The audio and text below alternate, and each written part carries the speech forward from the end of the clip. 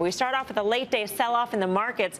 The S&P tumbling in the last hour of the session despite trading in record territory for most of the day. Meantime, two-year yields spiking to their highest level since March 2020 after Fed Chairman Jay Powell was nominated for a second term. The news also sending the dollar rallying, the Dixie at its highest since July of last year. And take a look at what that's doing to some high-valuation names. Stocks like Rivian, Airbnb, CrowdStrike all plunging today. So is this all a sign, under the surface, that there may be much more trouble than the markets now realize? Dan Nathan, what concerns you this evening?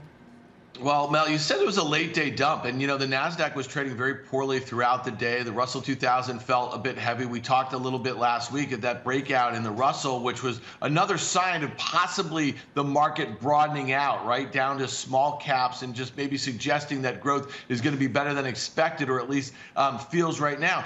There's just so much action in the NASDAQ that acts so badly. And I'm going to say, not just the stocks that act badly, but the crowding in the mega cap names. That's really troubling to me also, because it really feels, Mel, like the last pillar of this rally with the S&P. Like you said, it was up on the opening at a new all-time high, and I was looking at my screens. I'm like, okay, Apple was up 2%, Microsoft was up 1%, Home Depot was up, Exxon was up, JP Morgan was up. It felt like a market from 20 years ago, but under the hood there was like devastation. The stuff that's been down 50% was down like 4 or 5%. Some of the other high valuation names that have hung in there, smaller market caps, were getting destroyed too. So to me, it just felt like a lot of bad action. The stuff that they were crowding in, and then the stuff that they were selling that there was no low enough for. I mean, talk about crowding. Apple and Microsoft are up more than 10%, about 10% in just the past month. So it's not just today where Apple hit a new record high. Tim and BK, both on our 12:30 conference call, said this is a huge day for the market. So I'll start with BK. Why do you think so? Well, I mean, listen, Dan hit the nail on the head when he said you expected that growth was going to be better. And if you look at the message from the bond market today and the moves there, it says the Federal Reserve is either already behind the curve and is going to have to raise interest rates fairly quickly and a lot quicker than people thought. And by doing so, they're going to slow the growth of the economy. So that's why you see that today. You saw the bond market move that translated into the high PE names, the names that probably would that aren't going to do very well in a slower growth environment. And that's what we're seeing. So this is a bit of a change in regard. Not only that, when I look at the bond market, and let's take the 10-year, for example, once you get the 10-year above 1.75, that starts to become a drag on economic growth. So all of those things together, you have to readjust what your economic and your earnings per share forecast was. That's why this is a big day for the market. Add into that, and I know Tim will talk about this a lot because he's nailed this one, the U.S. dollar. The higher the U.S. dollar goes, the worse it is for the global economy. We've been saying it for years. The U.S. dollar is the new VIX. You watch that go up, you want to sell equities. All right, so Tim, what makes you concerned about this ascent of the dollar? Well, it could be a major drag on growth, especially we know that north of 50% of the revenue stream from the S&P 500 comes internationally. But the flip side of that is it actually should be helping the Fed out a little bit and dampening down inflation. But look, dollar's had a 5% move since September, up 3.3% since November, and just all of what both Dan and BK are talking about is related to, I think on some level, just where we've come from. It's always in the context of where we've come from is how you have to talk about the market. This is an S&P that's up over 10% from that October 4 low. So, 35 sessions, you've had a massive move, and the NASDAQ has outperformed the S&P by about 4.5% since that low. So the fact that you're seeing high multiple tech stocks and then right, the de-SPAC names. I mean, if you look, whether it's DraftKings, whether it's Open Door, whether it's Skills, I mean, you name them, something was going on today, but it's something that actually really has been going on probably for 6 weeks. So I think there's two different dynamics here, and I think technically you're starting to see some of those breakdowns accelerate, not necessarily start, seeing an end line. The fact that the 2-year in 2 days has gone from 44 bips up to 59, as BK and Dan have also, expressed here, this is the market basically pushing the Fed around, and on a day when we seemingly have put Powell in the driver's seat to return for a second term. He's going to be turning back to an economy that's in a very different place. He's going to have a very different job in term 2 than he had in term 1. And I think, that it's all in the context of where we've come from, and that's what today was about. I mean, Secretary Janet Yellen just made these comments about inflation. And so this is what Powell's going to have to deal with in his second term. Let's take a listen to what she said. I think we do have to be concerned about inflation. It's reached a level that concerns most Americans who are seeing it in their pocketbook when they go to the store to buy food or to fill up their cars at the pump.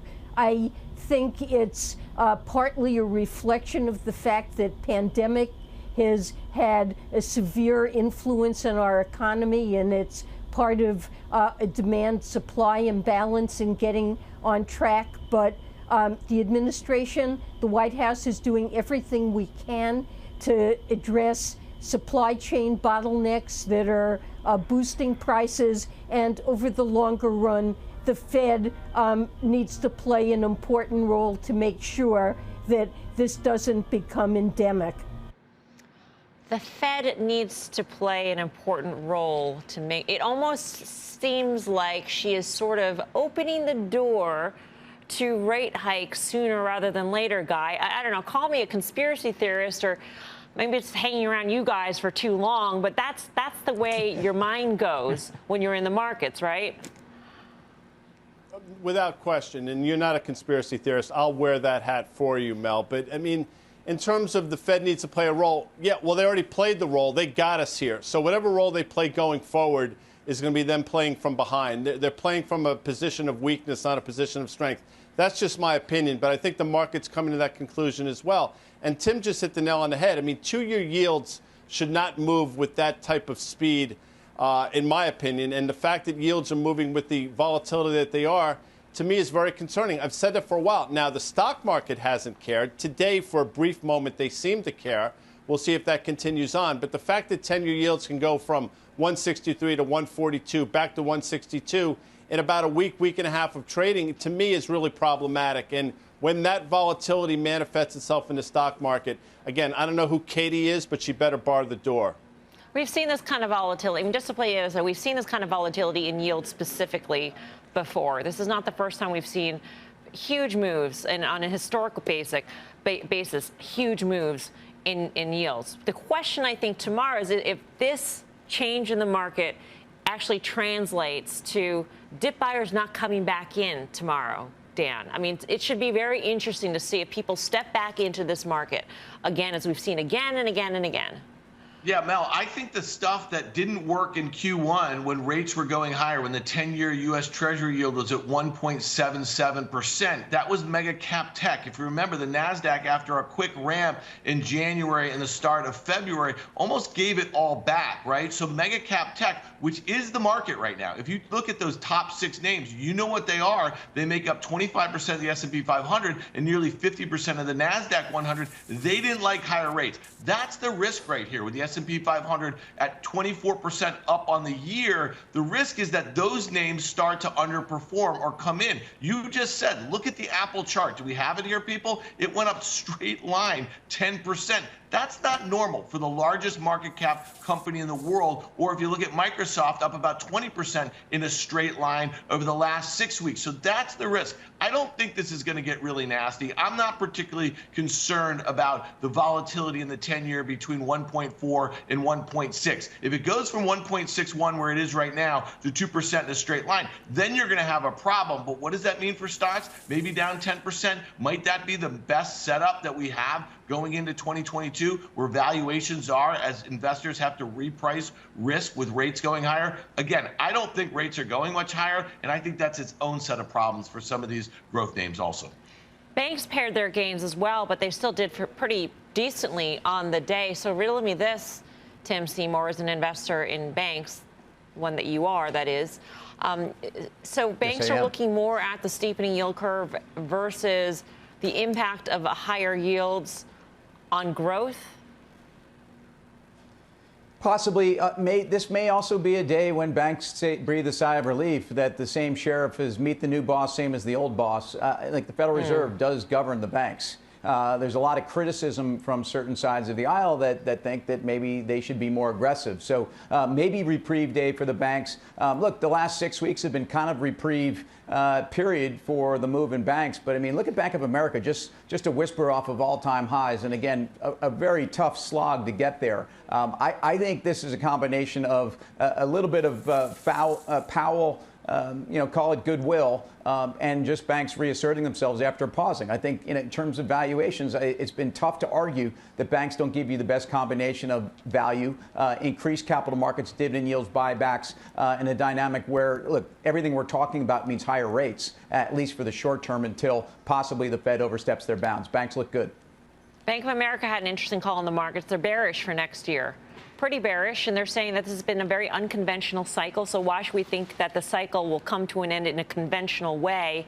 And they're saying long oil, long energy, long U.S. dollar, long volatility, long real assets. Brian Kelly, do you like that playbook? Yeah, it kind of sounds like my portfolio is what that sounds like. Why ask? Yeah, I like that playbook. Yeah.